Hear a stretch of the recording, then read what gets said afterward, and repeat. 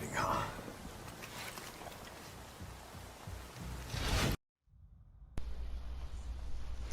Hello everyone, Seskinator11 here, and this is my Resident Evil 4 Professional Difficulty No Damage OSP New Game Run. So for those of you who are wondering what OSP means, that means On Site Procurement. So basically this run is going to involve using only the weapons that you can pick up in the environment. I will not be using anything from the shopkeeper. The only time you're going to see me visit the shopkeeper is going to be when I sell things back for more monies. But yeah, folks, for those of you who are familiar with my YouTube channel, you'll see that I recently completed the Resident Evil 3 Remake Inferno challenge run. And that challenge run was a little bit different. What I went for was the S rank, and I did not use any shop items in that run.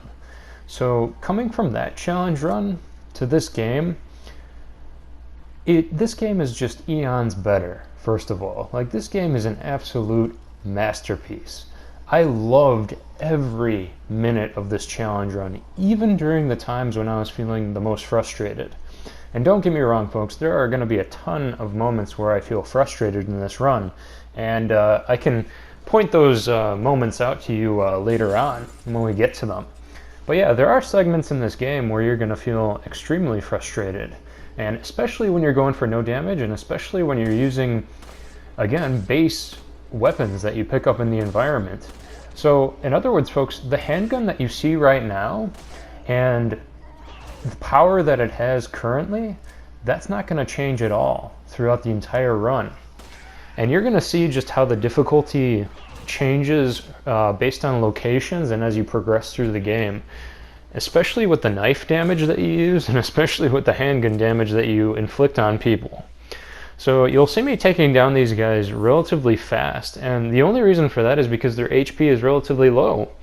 This is the beginning of the game after all, and you don't even get to visit the shopkeeper until much later. And that's after you meet Lewis, if I remember correctly. So I mean, for now, in this first segment, this is a no damage run like any other no damage run. There's going to be no differences. But then once we get access to the shopkeeper, that's when you're going to see some changes, in how the difficulty adjusts to your gun damage and how it adjusts to how much damage you can inflict on an enemy. Because at that point, you can start upgrading your guns as normal, which, don't get me wrong, in my first playthroughs of this game, that's what I did. And I loved every second of it. But the only reason why I'm going for this challenge run is, well, first of all, Seraphim17, he gave me the idea of doing this challenge run because I did want to do a no damage run of this game on the highest difficulty, which is professional. And the other thing is I wanted to do something special, and I couldn't put my finger on it. And then Seraphim17 recommended to me in a stream that we were watching in the chat, why not go for an OSP run? Why not go for just base weapons and don't use any of the shopkeeper upgrades and don't buy any weapons from the shop? And I was like, that's a great idea. I think I'm going to go through with that. So, and lo and behold, I started it and I went through with it, folks. And I enjoyed every minute of it, like I said, because without upgrading your weapons, without buying things like the sniper rifle or buying things like, better shotguns, the riot gun, first of all, and then also the striker, you start to learn just how the game works to a better degree, and you can learn how to manipulate enemies in the environment. Because the greatest thing about this game is how balanced it is. And the fact that you can go through this whole game without, well, it is going to give you a lot of trouble without going through with upgrades, but I mean, you can do it. It is completely doable. And that is why this game shines on so many levels. It is an absolute masterpiece, and don't get me wrong, there are many things that can be wrong with this game, but not as many things as you would think. Yes, the game has aged a little bit. There's the tank controls that we're all used to back in old RE4 days, where you have to hold one button down in order to sprint, and when you're aiming and firing the gun, you can't move at all. But still, even after so many years now, precisely about, I think, 15 years later, this game still holds up very well. And where does that go then? Like, who says that there's been progress when 3Make comes out? I play 3Make, and again, this is my own opinion, of course. Many people will think differently, but after playing 3Make and coming to this game and seeing so many things that work well, wouldn't you think it would be the opposite, where things would work better in the new remake game than an old RE4, an old RE game in general? But apparently not. Apparently, things are moving backward rather than moving forward. And of course, there's going to be mechanics like being able to aim and fire your gun while you're moving. But still, I mean, the fact that enemies in 3Make, and I'm calling Resident Evil 3 Remake 3Make just for the sake of it because it's easier to say, but 3Make has so much RNGesus in it. You know, the enemies, you don't know what they're going to do, you don't know how they're going to react. Sometimes there's tentacle monsters in one area, other times there won't be. And it's inconsistent each time. In this game, on the other hand, there are going to be very few moments where it's inconsistent, but the beauty of it is when you fire a gun at an enemy, it's going to flinch. It's going to flinch, it's going to stop whatever it's doing, and it's going to either hold its shoulder, it's going to stumble for a bit while it's running, it's going to fall over, and it allows you to run away. And one of the greatest mechanics of this game is if you do that without shooting an enemy, if you try to run away or run past an enemy, they developed a mechanic that forces the enemy to counterattack. So if you're running, for example, if you're running away from somebody or running past somebody with a pitchfork, they're going to turn around and pitchfork you in the mouth. So you have to be aware of those things. But again, it works, because if you fire your gun at that enemy, they won't hit you with a pitchfork. And 3Make does not do that very well at all. And I get that they're going for a realistic environment in 3Make, but again, it's a game, guys. At the end of the day, it's a game that we sit down and play and we try to use as an escapism from reality, especially the reality that we're all going through right now with COVID-19 and being in quarantine. So, again, we play games for the games at the end of the day. And I know some people will think otherwise in regards to that, but I mean, when you're done with the story and you enjoy the story and the plot line and everything, at the end of the day, you're playing the game for what it is. And that's where this game shines, is that the mechanics are absolutely sound. So yeah, you'll see me come up to this roof area. This is the initial standoff of the game where you get introduced to the chainsaw enemy. The chainsaw enemy is probably one of my least favorite enemies. However, it's very well balanced, because as you can see, if you take a shotgun and shoot any enemy in this game, for the most part any enemy, they will be pushed back or flung backwards. Even when you shoot them with a pistol, their attack for the most part will be interrupted. I think if you shoot the pistol, if you shoot the chainsaw guy with a pistol, he's a little bit stronger and he doesn't flinch at all, but any other standard enemy in a game will flinch in response to a pistol shot. So, yeah, you can see here I'm managing the crowd. This isn't exactly the most ideal strategy for this, but I always like coming up here because that's what I'm used to. The other strategy that other people have done in their runs is running into the house that's across from here and actually using the door mechanic. And I actually use that later on in this run, and you'll see that. I think it's just after you you free yourself when you and Lewis are tied tied together. So you'll see me use that, but however, I don't use it here because I wanted to enjoy it. I wanted to use the strategy that I like the most, and some may argue this isn't even a strategy, but you'll see here that it works. And it gets very close here because, again, you can't reload very quickly when your weapons are not upgraded. But I instead run down the roof. I'm making my way around and doing a lap around the houses. And yeah, I'm enjoying every minute of it, guys, because again, the other feature of this great game is that on the highest difficulty, it actually has checkpoints, which I love. Checkpoints allow you to be more adventurous. Checkpoints allow you to be risky and try out new strategies. And on Inferno difficulty in 3-make, look at that right there, that was very close. Holy cow, I can't believe you didn't get me.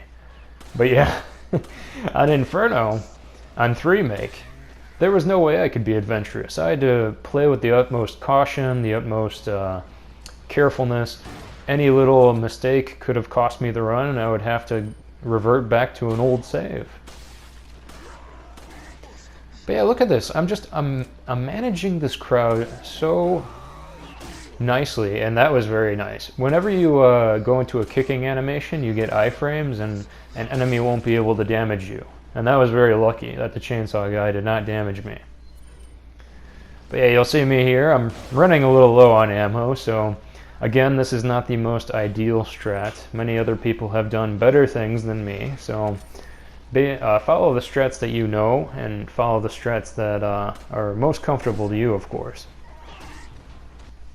But yeah, I'm also pleased to say that this was a first attempt, but it's not technically a first attempt because I'm still very familiar with this game, and I've played the original port of the RE4, which isn't necessarily a port, it's the OG, but I played it originally on PS2, which, now that I'm saying that out loud, I apologize. I believe the original of this game was on the GameCube, and then they ported it over to PS2. So that's actually a lie, and I'm sorry about that. Because on the PS2 version, they added, I think, some extra modes. I think they added Assignment Ada, and I think that was pretty much it. They also added, I believe, the gangster outfit and the knight costume for Ashley. So yeah, and then of course they began porting this game to literally every console that came out afterwards, which is very entertaining, but again, this game is absolutely amazing. So, as they should make it available to everybody later on. But yeah, I think right now I've purchased this game a total of 3 times. The first one, as I said, was on PS2. The second time was on PS3 for HD, and then also to add trophy support. And then, of course, the third time is now on PS4, which the game runs at 60 frames per second, and hopefully you'll be able to see the difference on YouTube, but again, they tend to downscale the video quality. But again, you know, it runs very well, it runs very nicely, and I enjoyed the extra frame rate. So another added bonus to this game that made it worth the purchase. But yeah, folks, this part is a little slow, and I apologize for that. This is just me running through the town, seeing what ammo I can pick up. And one of the worst things to happen in a no damage run is when you open up a crate, when you slash a crate and you get a healing item for it that you don't need. But again, if you do collect all those items, you can combine the yellow, red, and green herbs and get, I believe, 5,000 in the game's currency from the shopkeeper. Which again takes me back to how the mechanics of this game are so sound compared to current Resident Evils, where you can sell your healing items and get something in return for them rather than using them. So in a way, you're being rewarded for not healing. Who would have thunk, right? Who would have thunk if you saved your healing items, you didn't use them, you would be rewarded? Well, instead of that, instead of not using your healing items in 3-make, all you do is discard them and they take up space in your inventory. Again, a completely different game, different mechanics, but I do miss the mechanics of this game. And replaying this game has been one of the most amazing journeys that I had to relive again, because I forgot how much I love this game. And I think probably the best thing to do to further enjoy RE4, again, for some people, other people may think differently, but again, my opinion is as follows. If you do play 3-make and then go back to this game, you are definitely going to have an amazing time. You're going to be smiling the whole time like I was. I was absolutely enjoying it. And even with this challenge run, it was just absolutely amazing. And I know I can't say that enough, because this game is one of the best freaking games ever made. But yeah, I think that about does it for all the ammo collection that I did in this area.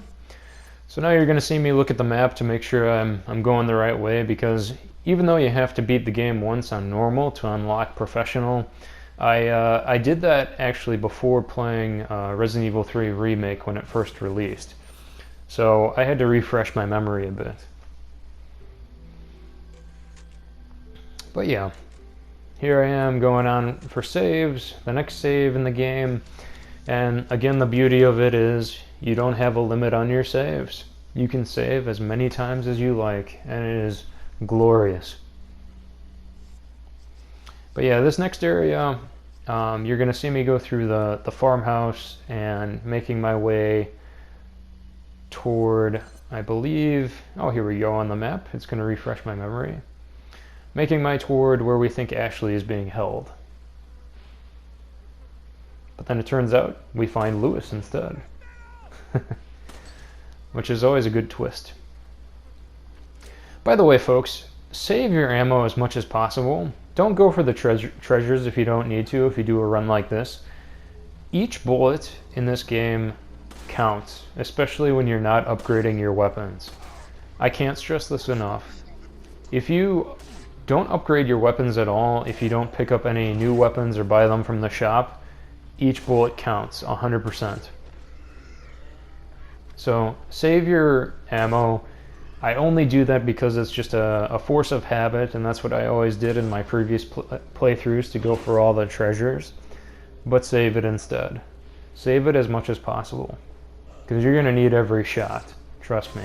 Especially later on, because the enemy's HP increases drastically, particularly on the island. But when we get there, I'll talk about that stuff then. Right now, we're only dealing with the villagers. Which leads me to my next topic of discussion, and that's going to be the rumors that we've been hearing about Resident Evil 4 Remake.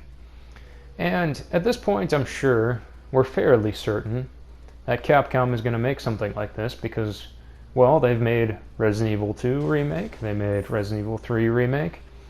They're not going to touch the first game because the first game has already been remade on the GameCube and then ported over to current-gen consoles. So they must be looking towards Resident Evil 4. I don't know how I feel about this, by the way, folks. I feel very worried, at the very least. Extremely worried that they're going to do this. Because as the past remakes, I've indicated, there's a lot of inconsistency with the mechanics. And Resident Evil 4, as it is just a masterpiece in general. So the mechanics in this game already work so well, and I'm hoping maybe there might be a difference because, again, we're not fighting zombies technically. We're fighting the Las Plagas, and they're an entirely different enemy. They're more human than they are, human on the surface than they are a zombie, and they have the parasite within them. And as you discover later on, the parasite emerges from their head. Sometimes when you get a headshot, there are 3 versions of that parasite, of the parasitic head, where you'll either get the tentacle whip, or you'll get the one that consumes your head, and then the third one is that little spider-like creature. And for whatever reason, this guy is trying to throw an axe at me, and he's failing miserably. So, don't really do what I do just now. Again, save your ammo as much as possible. That was another close one. I'm surprised he didn't hit me then, but again, this is my success run, so you won't see me get hit. But I just want to remind you guys, all of this was not done in one sequence. I've had many checkpoint resets. I've had many areas where I took damage and I had to restart the checkpoint and do it over again. This is not going to be a single segment run. And I want to point out too that I do use some checkpoint manipulation in certain areas, particularly the water room coming up in the castle. That'll be later on. and a couple areas as well. And checkpoint manipulation makes things a bit easier. However, sometimes it can be frowned upon if you use it too much, which I understand completely. And I was thinking about that as I was doing it, but at the same time, I didn't regret it. I didn't regret it because my weapons were not doing a lot of damage, and if I killed an enemy in the water room, for example, when we get to it, I'll explain to it in more detail, but I do kill the 2 archers first, and then do a save, and then I go back, and then it basically turns that water room into easy mode, because then there's no archers firing at you constantly. But yeah, I do that, and I think there's a couple of areas I manipulate the checkpoint. However, what you won't see in this game is that I don't use any glitches. And there's going to be some strategies that you're going to think are pretty cheeky. Those are strategies that I learned from watching other YouTube videos. I did not come up with those strategies on my own. And a lot of help from Seraphim17's Discord. There's a lot of members in there who gave me some tips as well, and I want to give credit to those guys too, and those women as well. So there's a lot of common strategies, as this game has been out for many, many years now. And there are professionals out there who know this game backwards and forwards way more than I do. I am by no means a professional at this game, and this is just me going for a fun challenge run that I wanted to, again, just challenge myself with. Because I've played this game way too much, and to just do a basic no damage run would be almost too easy in my opinion for me. Because if yes, you'll do a new game, like I would do a new game challenge run like I'm doing now, but even when you buy the rifle, when you buy, rocket launchers to kill bosses in one shot, you're going to see a huge difference in how easy the game is compared to only doing base handgun, base shotgun, and I believe the only other weapons you can pick up in the game on this run are going to be the broken butterfly and the 1 rocket launcher that you pick up in the castle. And that's it. Those are the only weapons you get throughout the entire game if you're doing an OSP run, like I am.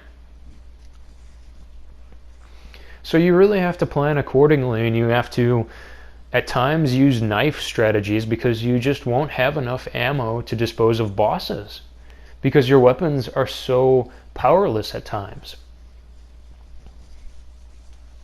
And at other times you have to improvise.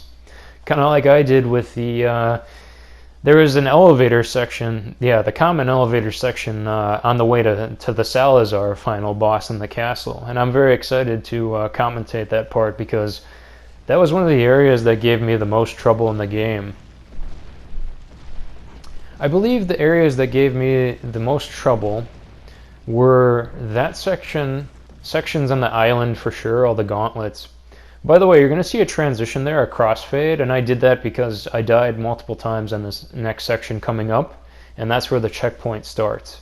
You're going to see a lot of transitions like that throughout this run, because a lot of times after a cinematic effect like that, after a cinematic moment, such as running away from a boulder or something happens, Ashley points something out in the distance, you're going to see a transition because that's where the game checkpoints. And I didn't want it to be as rough on the eyes, so I put a little crossfade there just to hopefully blend it in a bit more. So just to clarify on that, folks. And this is me struggling with the aim because, Leon was given, one of the mechanics is Leon was given, some realistic sway on the pistol. And, Shinji Mikami took this mechanic and applied it to Evil Within as well later on when he directed that game. And it's so hilarious how you can see so many similarities between those two games. Again, though, the enemies in this game may get machine guns at times that they fire. At other times they may get, the crossbow, the flaming crossbow arrows, but they don't get machine guns that they can hold in their hands to fire at you. And that was probably one of the worst mechanics of the Evil Within 1, is when the enemies had machine guns they could fire at you. One of my least favorite parts of that game, but I still adore it so much. I love the Evil Within 1. But yeah, folks, I'm just trying to get a good aim on the guys with the dynamite. If you hit them while they're holding the dynamite in their hands, you can explode them in one shot. But of course, you can see here I suck at my aiming and I'm not hitting them. And now just look at that, I'm down to 6 bullets already. We still haven't reached the first shopkeeper yet, but still, you have to be very careful about your ammo usage in this game. It can drain very fast. And this is me too looking out for the bear traps, because good old bear traps, again, another mechanic that Shinji Mikami took from RE4 and put them in Evil Within, because Evil Within has bear traps as well, if you remember correctly. And then the good old wires that the traps in Evil Within 1, I assume were, the idea was taken from Resident Evil 4 with the wires going across the wall, and if you walk into the wires, they explode. It's just so fascinating seeing the similarities. And I was talking to, a good friend of mine, and he was telling me, we were comparing the cover arts of both RE4 and Evil Within. And it's the cover art, I believe it's the original GameCube cover art for RE4 that has the chainsaw, the silhouette of the chainsaw guy in a forest. And it's all red. The cover is all red, if you're familiar with that. And that adaptation was definitely taken and used for the Evil Within 1's cover art. Because if you remember Evil Within 1's cover art, they have it's all red, and the outline of, I believe, the Beacon Mental Hospital was on there, which I thought was awesome. It's just clear that Shinji Mikami created and directed both games.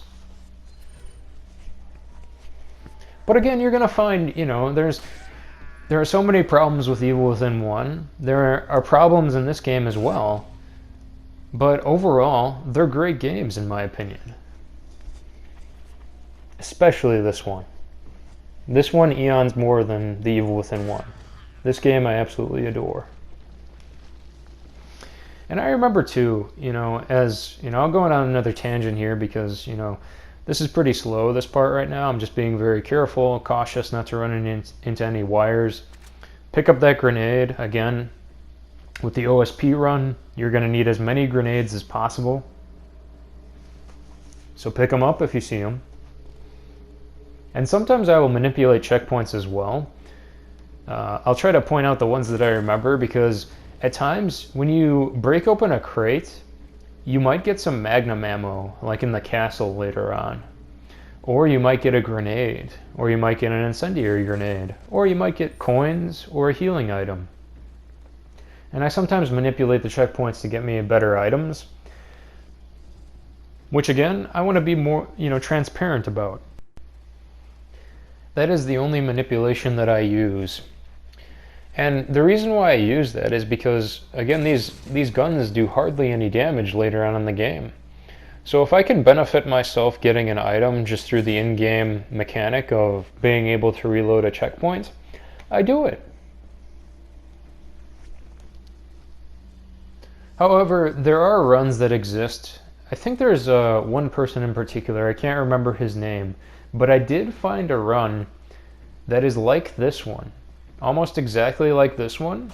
The only difference is that he or she does not manipulate checkpoints, and he just goes through the game as normal. He or she goes through the game as normal, which I think is very respectable.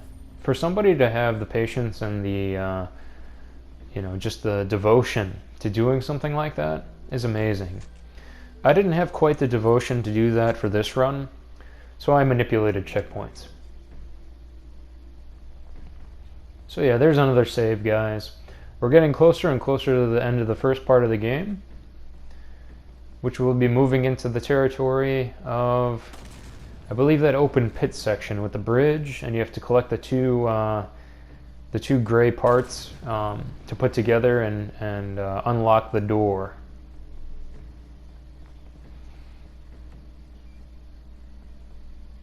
and that's wonderful right there. A healing item on a no damage run, always great.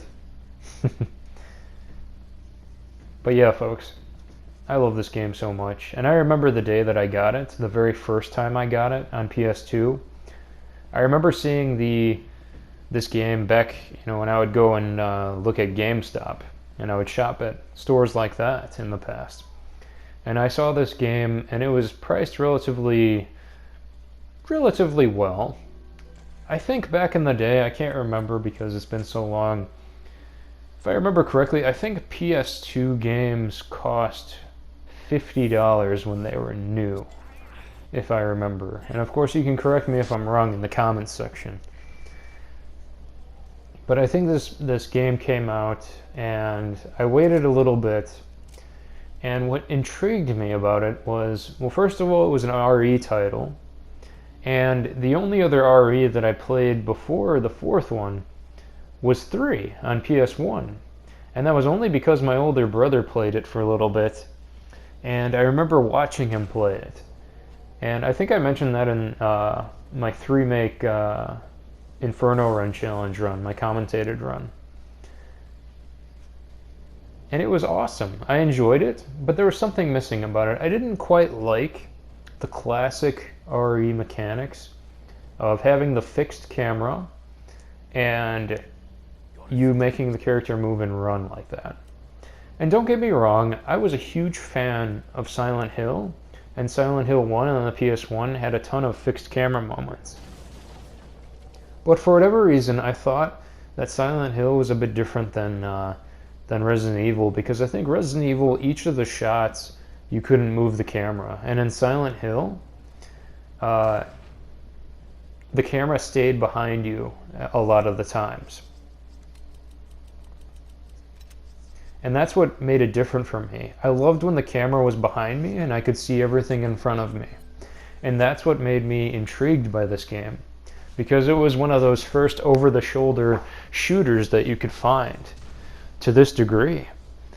And that's what distinguished it so much, is that the classic RE titles, they took them and they made them...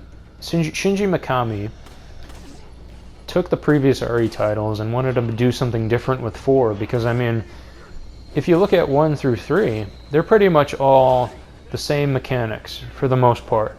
And I'm talking about the original first game, I'm talking about the original second game, and the original third game. It's funny how we have to say that now, because we live in a day and age where things are all remade, and we have to clarify as to which ones are the OG and which ones are not. But yeah, folks, this is a pretty common strategy. Many other YouTubers have done this before on no damage runs.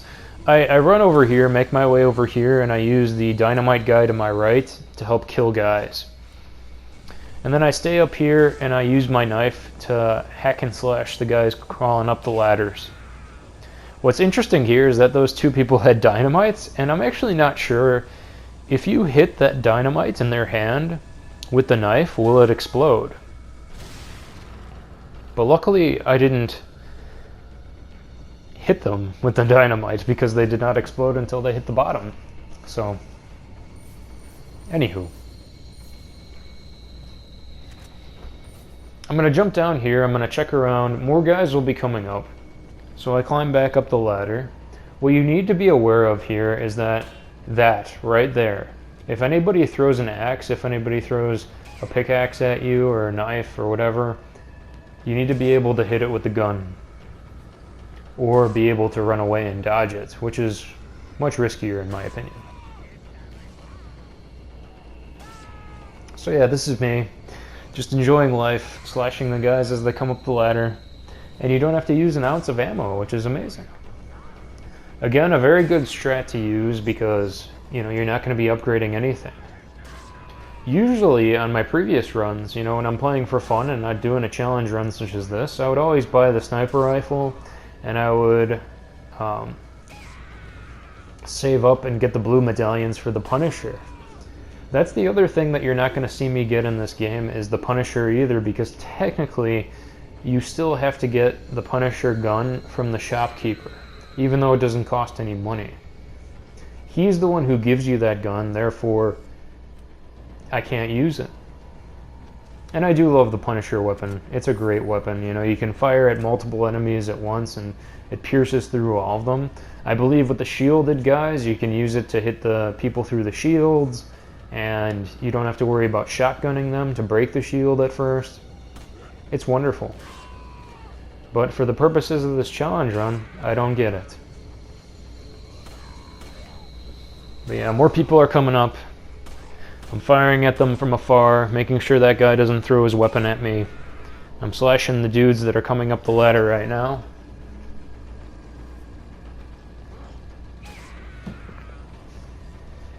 And yeah. But yeah, I remember when I first got RE4 on PS2, I spent all summer playing that. And I think it was the summer... Let's see. I think it was the summer either before my sophomore year of high school or it was after my sophomore year of high school. And looking at it now, I think it was before my sophomore year of high school. So, yeah, and I'm really hoping that one of my really good friends, his name is on YouTube is OmniGriffin. I'm really hoping he'll be able to watch this run because he'll appreciate it, I'm sure, very much. Because he actually covered this game. He did a playthrough of it on normal on his channel. And I recommend you guys checking him out. He does a lot of roguelike games, which aren't actually the type of games that I like to play. But he enjoys them, and I appreciate that for him. So, I mean, if you love roguelike games, he does a lot of those games. He also plays a lot of others as well. He did a fun Alien Isolation playthrough too. So I recommend checking out his channel when you get a chance. But yeah, back in the day we played this game a lot together. And later on he actually ended up buying a PS2 and getting the same game too for himself. But again, my memory is screwing with me again. Oh, by the way folks, you're seeing me use the door trick here, which is basically breaking open a hole in the door with a couple shots of the handgun and using your knife to knife the enemies as they approach it. And that's the same door technique I was referring to back in the initial village fight with the chainsaw guy. And you can use that as a safer method, and it also saves a lot of ammo. But yeah, going back to my friend, I believe I was wrong about him buying a PS2 at first. He actually owned a GameCube. And he got the GameCube version of this game. And that was one of the things we were able to distinguish, is that on the PS2 version they added in the costumes and they added in the Assignment Ada playthrough. No, it is actually... No, I'm wrong again. I'm sorry, folks. Separate Ways was the extra campaign that they threw in on the PS2 version, which was pretty awesome. And I love that playthrough, and I'm not sure if I'm going to go through and do a no damage of that as well. Maybe initial weapons, we'll see. But yeah, that Separate Ways mission campaign is pretty cool. And what's awesome about that as well, if you're not familiar, and I know this game has been out for 15 years, so you know people will be familiar, I'm sure, by this time. But you get to fight Sadler before he turns into that huge creature at the end of Ada's campaign. And he's actually freakier, and he's faster, and he will destroy you. He's also a tank in that mission, which is hilarious. But yeah, it's very entertaining. And yeah, I'm surprised. I mean, they had to make it cinematic, the final battle with Leon and Sadler, by turning him to a huge creature, as traditional as RE is. Making you fight a ginormous, grotesque creature with an eyeball popping out of his mouth. But yeah, such a great game.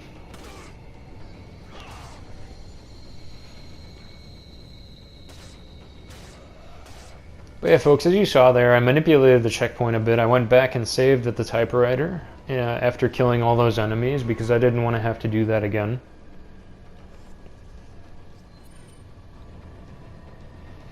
And yeah, now I'm collecting the moonstones.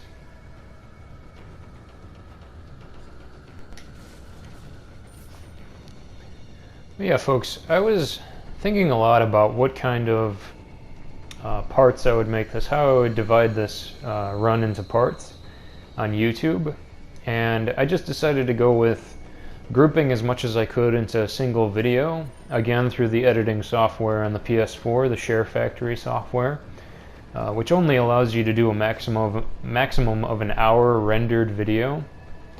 So I did that, and I believe I got it down to 10 parts, which I'm very proud of. I like 10 parts. 10 parts is a good even number.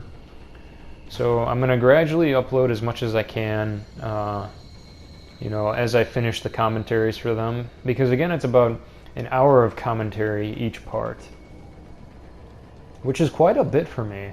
I've never done a commentary project like this before that's been this long. Because if you remember, guys, the only commentated parts I've uploaded have been Ground Zeroes, Outlast 2, the Insane Battery run, and then the 3-make, Inferno run, no damage, no shop items. But yeah, folks, I don't do challenge runs unless it's a game that either requires it for 100% completion for the trophies, or a game that I absolutely adore and I love playing. I know with 3-make, the trophies actually called for it, but I knew that if I went through with the infinite rocket launcher just to complete Inferno with an S rank, I would not be able to let that one go. I just knew I wouldn't be able to honestly move forward and step away from that game knowing that I did something like that. So I went back and did it legit. And I actually did not buy any of the shop items at all in order to tempt myself for that run. And yeah, I wanted to make this, for RE4, this run a little bit more interesting by doing a challenge run like this. And again, thank you to Seraphim17 for giving me the idea. I thought it was awesome. And I love this run through and through, from start to finish. So yeah, folks, you're going to see me continuing to check up to see if there's any more guys spawning in. It seems like there's not, and I'm just going around collecting all the ammo. But you can hear a little bit in the distance how the music is still going. And when the music is still going, it indicates that there's an enemy nearby. So again, stay on your toes. I think the last guy is up here in this tower. So I'm going to be climbing up here. There's a dude right there, and look at that. See, the iframes of climbing up a ladder. They're wonderful. And I couldn't get my aimer on him properly. Because for whatever reason, when you start moving the opposite direction, the aimer automatically goes towards that direction. So be wary of that when you're playing this game for the mechanics.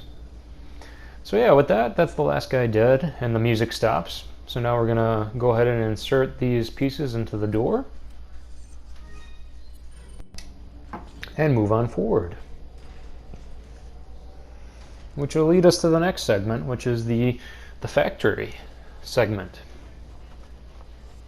Which is not particularly challenging. Again, if you're familiar with this game, if you know what it is to be expected, there's not going to be anything particularly interesting or impressive in this very first part of this run.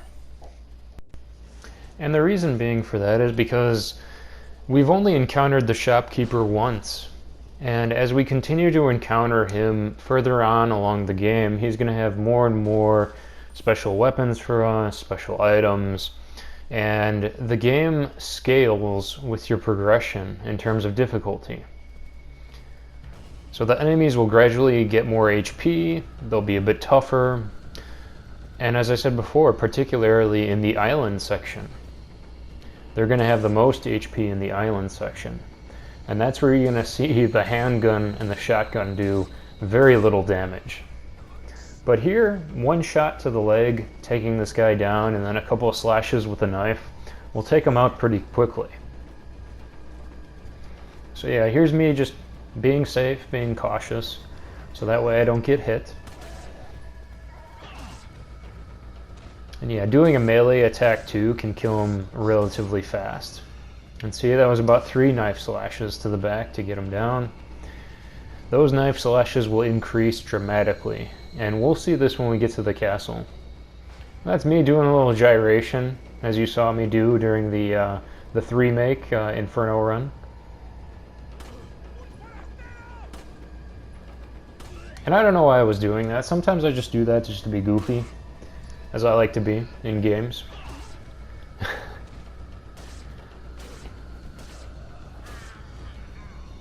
But yeah, folks, the fact that this type of run is possible, you know, it's kind of similar to how the original RE games allow you to do knife-only runs. And again, this is a bit different. Some segments actually in this game you have to have a gun in order to go through. Like for example, the part where you fight, I believe the boss's name is U3 on the island with the falling containers. You need a handgun in order to shoot the lights to open up the gates. But that would be, you know, an obvious exception to the rule for a knife-only run. But for the majority of this game, you can do it pretty much knife-only. Even the Mendez boss fight can be knife-only. And I think that's absolutely impressive. I do not dare to try a knife-only run on this game, because I like using the guns, I like being able to stun the enemies, I like being able to make them fall to their knees, you do the fun melee kicks. But knife-only runs, you know, props to anybody who can do that for this entire game, no damage especially, on the highest difficulty, because that is very impressive. But yeah, you have to adapt some knife-only strats in order to continue in this game, in order to beat some of the bosses, because your guns don't do nearly as much damage as they should, obviously, because they're not upgraded. So you have to adapt. And the beauty of this game, as I was going through this run, is seeing how very balanced it is, even while doing this challenge run. It was still very doable. As long as you put in the time, as long as you learn the mechanics, as long as you get familiar with the controls, it's very doable. And that was the most enjoyable part about this. The difficulty doesn't come from the RNGesus of the enemies. The difficulty doesn't come from bullshit happening, at least for the most part in this game. There are some areas where bullshit can definitely happen, but for the most part it can be controlled, it can be anticipated. For example, enemies that are behind you, they'll let out, you know, a saying like, "Detrás de ti," or something like that. You know, they'll let you know they're there, and that's the balance, the beauty of the balance in this game. Hunters in the hospital, they're gonna slash you from the back no matter what, even though the camera's not on them. In areas of this game, if you don't point the camera towards enemies, and I believe a speedrunner did this on one of the runs in the bug cave, where all those flying bugs are attacking you. He points the camera deliberately away from the bugs, and he's able to manipulate the pathing through those bugs so that way they don't attack him as much. And I thought that was amazing.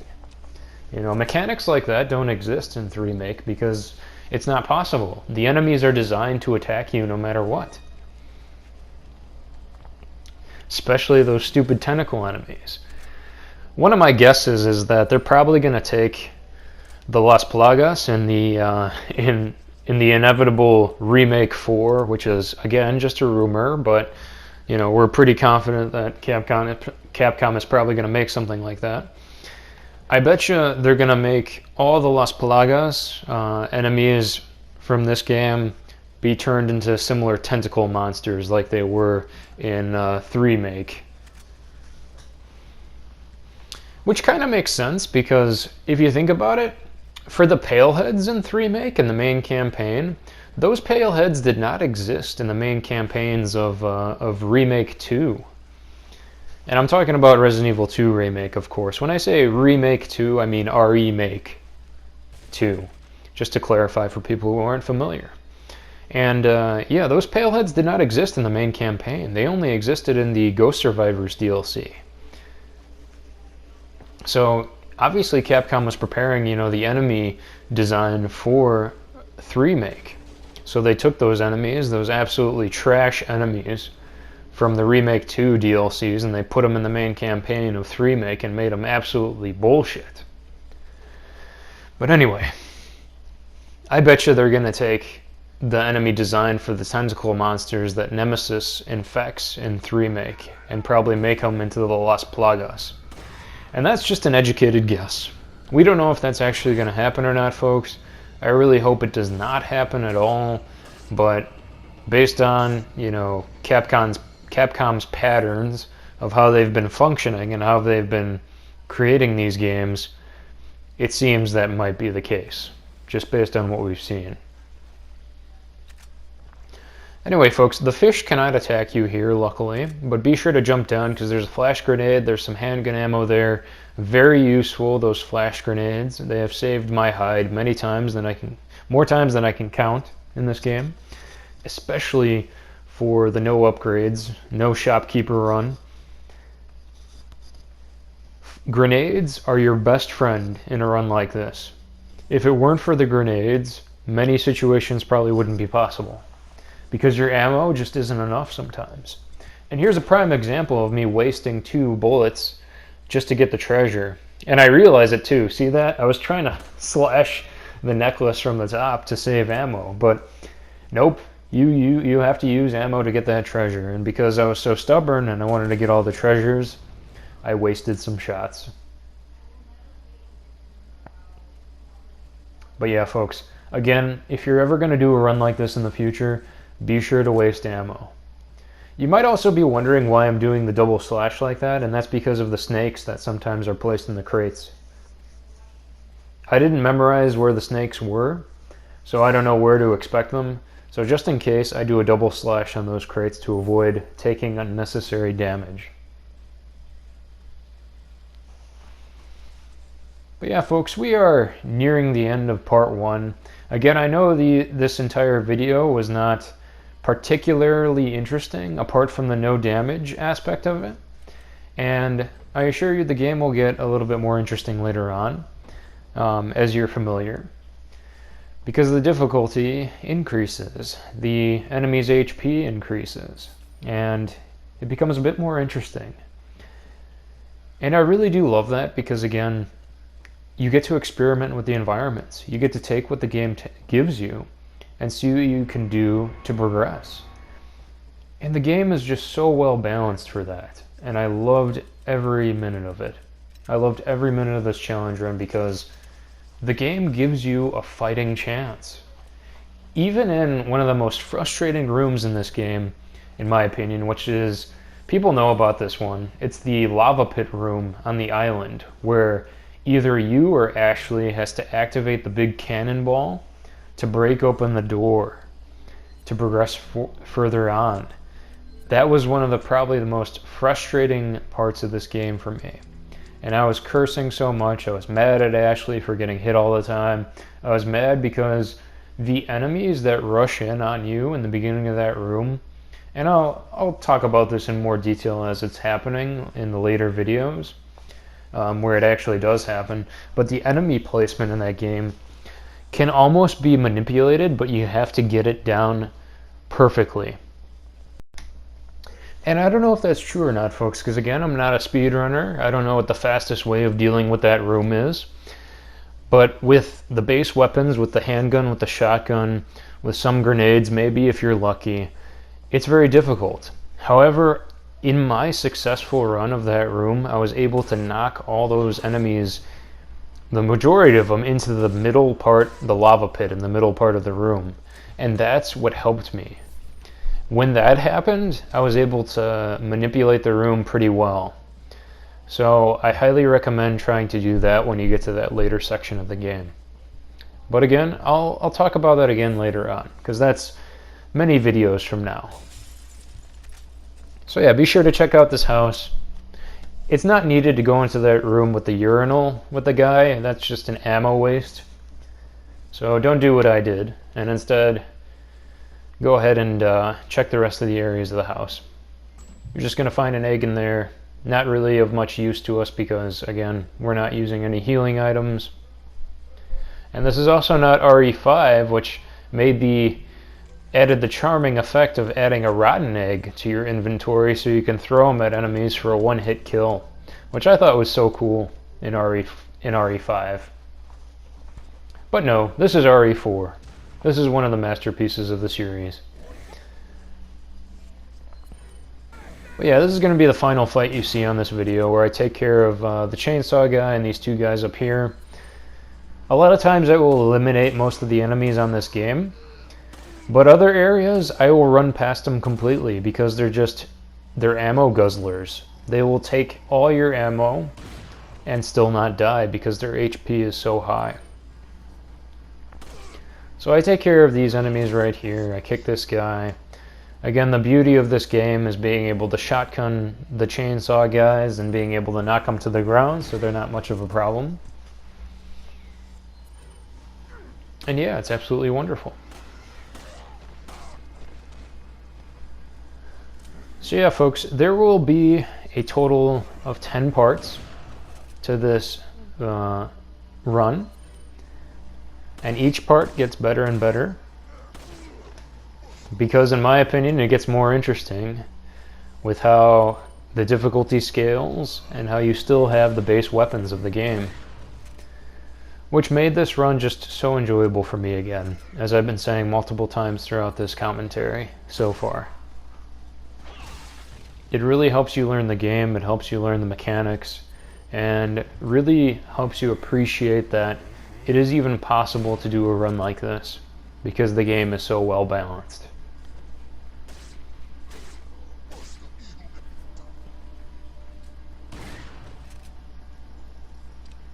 But yeah, folks, after I'm done with the commentary for this run, I don't know what the next challenge run will be.